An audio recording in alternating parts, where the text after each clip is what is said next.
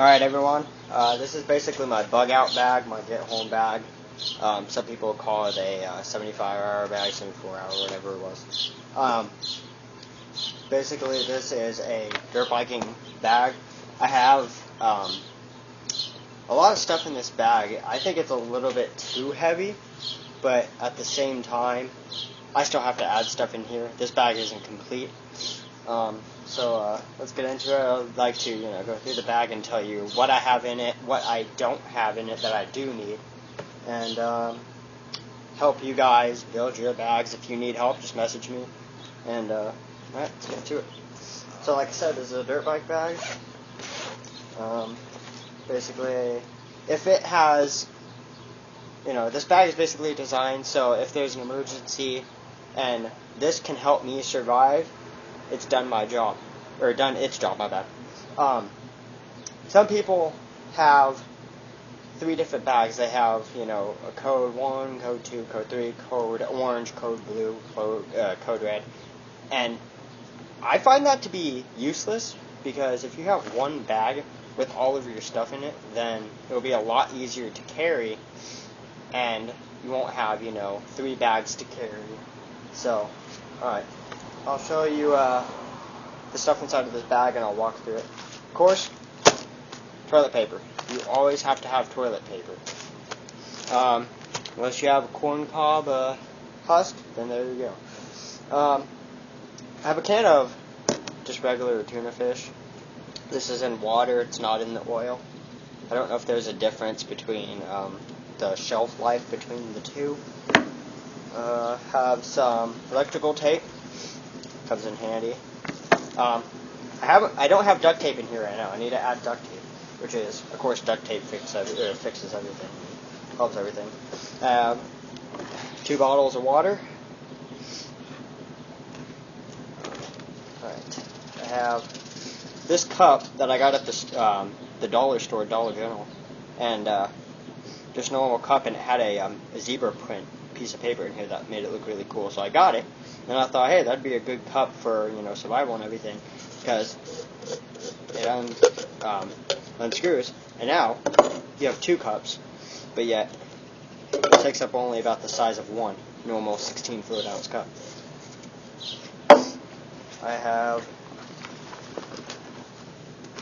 Camel Pack bladder. This holds, I believe, 70 ounces of water, 2 liters. Pull this off. And then I have 4 packs of emergency water. It's emergency drinking water. How much is it? It's 1/8 U.S. quart, 125 milliliters, 4.2 fluid ounces. Plus, I have the 2 bottles of water, plus these 4 packs. And I also have the Camel Pack. So that's all I have for water, which I think's alright, but you can never have enough water in a emergency situation. So come on, get on. Alright, so that goes.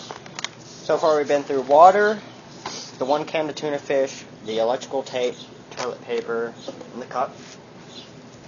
I have just a regular ace bandage. This doesn't have the metal tabs. I need to get that one because this one wears out and it doesn't hold as tight as the metal ones do. I have 75-foot plastic cordage. I just ordered a 500-foot length of 550 paracord. In here, this is basically just stuff for food and clean up. I got paper towels, I got moist wipes, I have Immune Booster Orange Rush. You can add this into the bottles of water and it gives you, basically it's a booster, like a calorie booster. It's got vitamin D, B2, B5, potassium, magnesium, zinc, vitamin B6, and all the other good stuff. Got a tiny bottle of Tabasco. Put some, seasoning and stuff on your food. That's if you get food. if you don't have, food. Alright, have my big 14-inch knife, just in case it's real sharp. Got a sheath that goes over that. I want to say New Zealand? Finland. That was close. Alright. I got my mess kit, my stainless steel mess kit. Let's pop this open. The handle pulls down. There's the locking mechanism that holds the two pieces together pulls down and becomes into a pan. You have, your 2 spots for your food. Have beef flavor top ramen, and I also have some Chinese soup also. So that's this, the top ramen plus the soup and the can of tuna fish. If you portion it out right, it'll help you. I did have my water in here until I got the camel pack, and then I was like, alright, so I'll just piece that together. Like I said, this kit is not finished at all. Still got a lot of stuff to do. This is my my cleanup, my personal hygiene bag, also my fire kit. So I got this at the dollar store. It's a fancy heat camping stove. It's gel based, and then you light the top. That can be used with the stainless steel mess pot. Got some more moist wipes. I have 3 bars of soap. I have Zest. And I got these, the bars of soap from hotel rooms. Guys, if you go stay at, a hotel, motel, grab these. They come in really good handy for, building your kits and everything. Give them out to friends and stuff like that. I have ear protection, so if you can't sleep, but yet you can put these in your ears, and it helps you, calm out if there's an emergency. Inside of my fire bag, this is also my fire bag and my kind of like my small medical. I gotta get my medical more done. There's a Carmex container. I can get it open. Got 4 pills of painkillers and then 5 aspirin. Just cleaned out the Carmex container. It doesn't leak. I put water in here and it doesn't leak. Got, which I'll go in more detail in another video, is char cloth. See if I can get this out.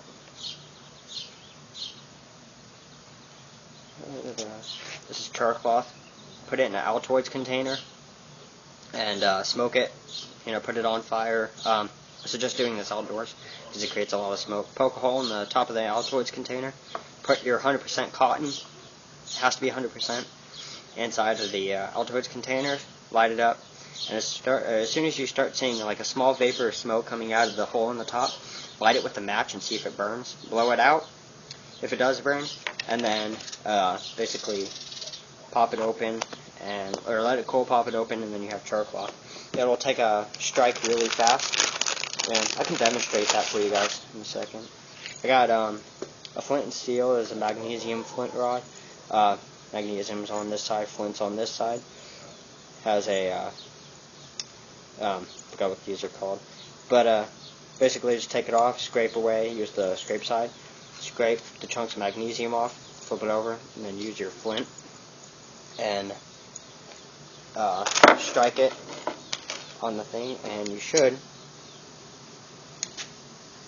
be able to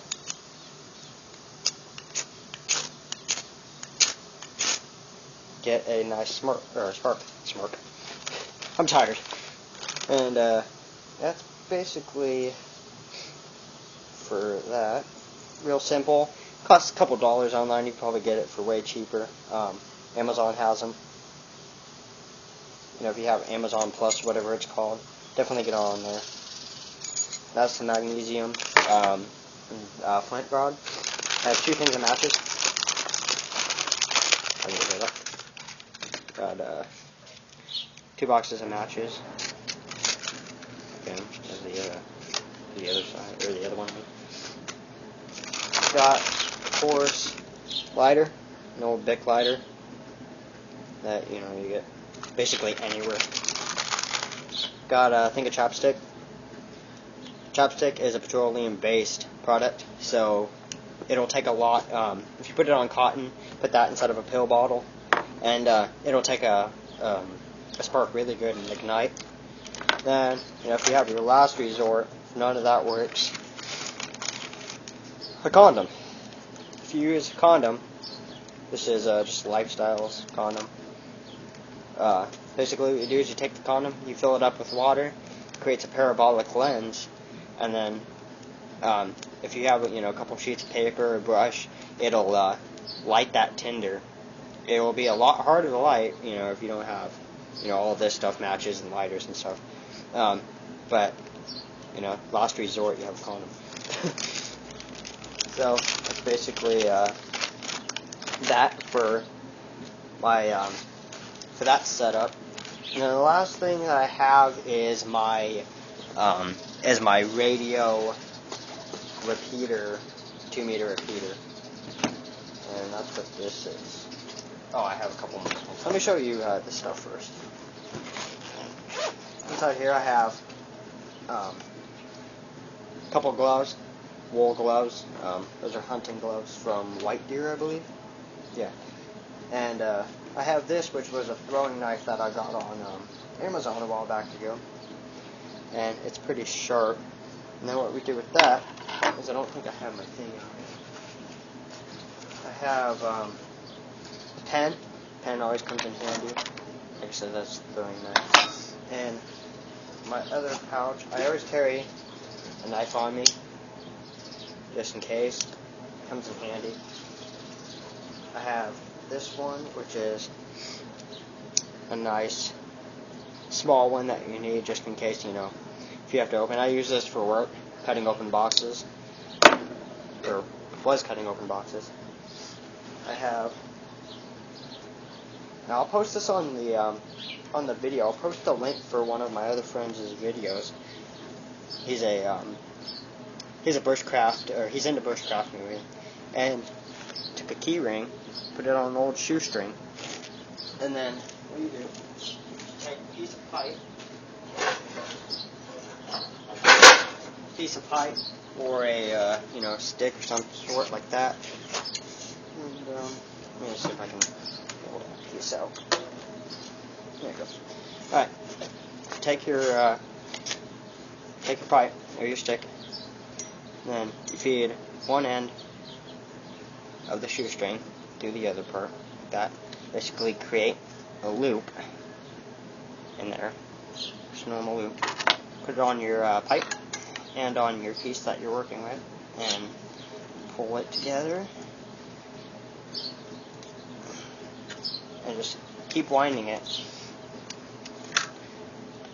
as tight as you can get it. And after a while, keep winding it. It takes a while, but you have a pretty nice resort option if you have to. And after, I won't wind it all the way up, but you have your pipe along with your blade, and then you can use this basically for jabbing. If you have to cut through bushes, you can use it as a hitting weapon. Basically get through brush. Then it comes off pretty easy. Just take it off, and then whoop. Come out. There you go. Alright. That's for that one. That's all the stuff I have in that pocket. And that's that knife. I have another shoestring here, just for cordage and binding. Now, let's get to the fun part. Let's get to the radio. Now, I really suggest these radios. They're not expensive. You can get them on eBay. You can also get them on Amazon. Let me move some stuff over here. Move this stuff out of the way so you can get a better picture. Alright. So, the radio is a Baofeng, not a Baofeng, a Baofeng radio. Let me see if that's in focus. Alright. So this is my radio box that I put together. It has 3 radios in it. The chargers are gonna have another box, and that'll be in the same bag and everything as soon as I do it. Pop it open. Okay, one side of here. Let me grab the camera so you can see it. These are the 3 Baofeng radios that I have in my emergency kit. Excuse me. Have a pencil. There's a normal number 2 pencil. Got the antennas, the 3 whip antennas, which are for 2 meter and 70 centimeter. And then we have just the shorter style antenna. We have, this one is the UV5R, and then these ones are the UV5RE Plus radios. I have a telescopic antenna here with a standardized BNC connector. One second. Sorry about that. Alright. We have a normal telescopic whip antenna with a BNC connector on the end. We have a 75 ohm, 75 to 300 ohm connector that has F connector on here, and then it has the 2 Phillips screws that you can put wires on. This you can make a dipole antenna out of in an emergency if these ones don't work, then you can make a new one. You have an F connector to a BNC connector that goes on the bottom of here. Let me see if I can get in there with one hand. There you go. Alright. BNC connector to a F connector, and then I have a female connector, and then that connector gets plugged in to, you can get the simple, cables and everything, or a connector just to do it once. It's a SMA to a male F connector, and then the SMAs go into the top of the radios. Goes on the top of the radios right there. Alright, so let's get down to the actual functions of the radio. Excuse me.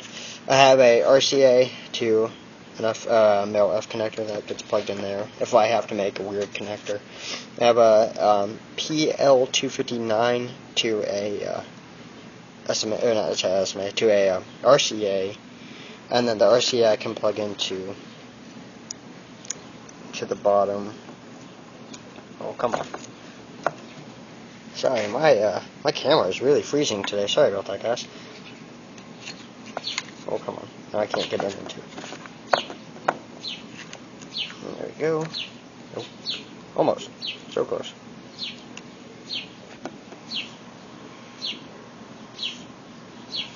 There we go. Alright. That was a pain in the butt. Alright. So you got the this connector, the F connector to a PL259, and then the PL259 can be connected to a modified, or in an emergency you can use a CB radio antenna. Doesn't work right because the megahertz and the length of the antenna is way different than a 2 meter and 70 centimeter, but that plugs into the bottom of that connector with that one. And then that plugs into the radio, and then this gets plugged into that antenna, or antennas that I was talking about. Right. So, like I said, this is the 5RE, UV5R, and then the UV5RE Plus, which are these radios. Now, I suggest these. They're only about $40. Now, I don't, what is the word? I don't suggest using these radios if you don't have a ham license, but you can use these radios in case of an emergency. Let me turn it on here. Panel mode. Now I have fire, and Mojave Police, which is the sheriff, not CHP. Let me go. Let me turn dual standby. Let me turn dual standby on or off. Dual standby is basically where you can monitor both the A channel, which is the top one, and then also the B channel, which is the bottom one. Let me go to the bottom one. Now, 0. This is national weather. Let me see if I can get it in. Come on. National weather usually talks. I don't know why it's being stubborn today. I think it's rather it's messing it up. Alright. Let me see if I can get. Come on. Now that's Mojave's emergency police. Let me see if I can. Let me try this one. Maybe the frequency on that one's messed up. I suggest getting a piece of paper and writing down all the frequencies. If you need help, I can just message me. I can give you all the frequency in megahertz and everything. Channel mode.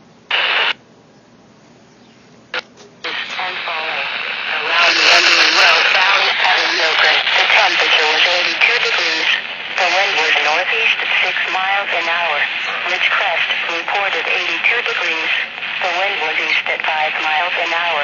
And the Rock Canyon is dual standby. Confirmed. In the Antelope Valley at Rosamond, the temperature was 81 degrees. The wind was south of 2. Lancaster reported 78 Alright, so basically, that's the radio. You also have the national prepping frequency, which I believe is, 1 second, let me see if it's nope, that ain't it. I'll have it down in the description. National prepping frequency, you do not need a ham license. I repeat, do not need a ham license. This is a MERS channel, multiple use radio service. And basically, you do not, like I said, you do not need a license to use this. So you can buy this off Amazon, eBay, any secondhand store if you can find it. You can use this frequency and you can talk on it. Let me see if I can radio check. Let me see if I can pick somebody up.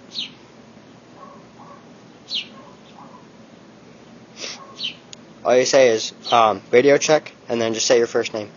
Radio check, this is Jared. Is anyone on? Let's see, Ryan.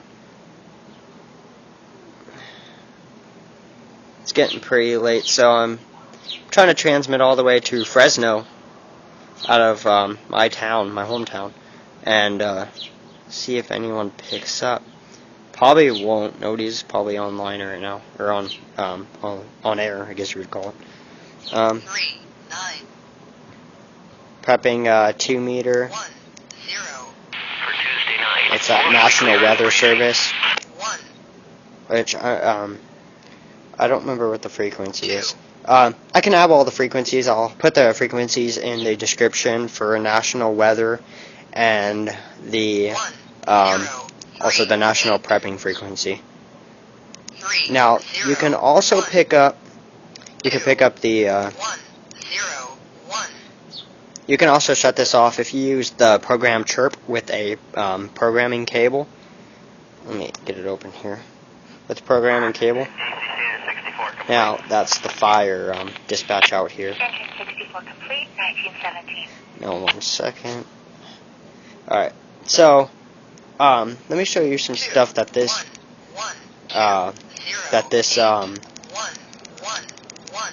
radio can do. If you push this call button, it also has a radio. You can put it back to your normal 2 stations, and then you push the call button.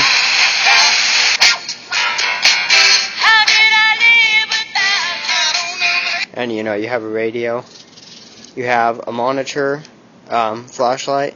The monitor button has the flashlight, and it's a pretty, decent sized flashlight. You know, if you don't have a flashlight, you can have this one. It works. Then you have a basically a strobe. Let me show you some stuff that you can do on here. If you hold, I believe it's the call button, you can. Now, if you set this up, you have when you hit the hold the call button, it'll disperse an emergency tone. Right now, I have it off, and it sounds like this. And then, if it's set up for that frequency, it'll send an emergency tone to whatever station that is. I have it currently set off to transmit. But yeah, that's basically the setup. So if you have any questions, just message me, send me a Facebook message, send me a message on YouTube, and thanks for watching.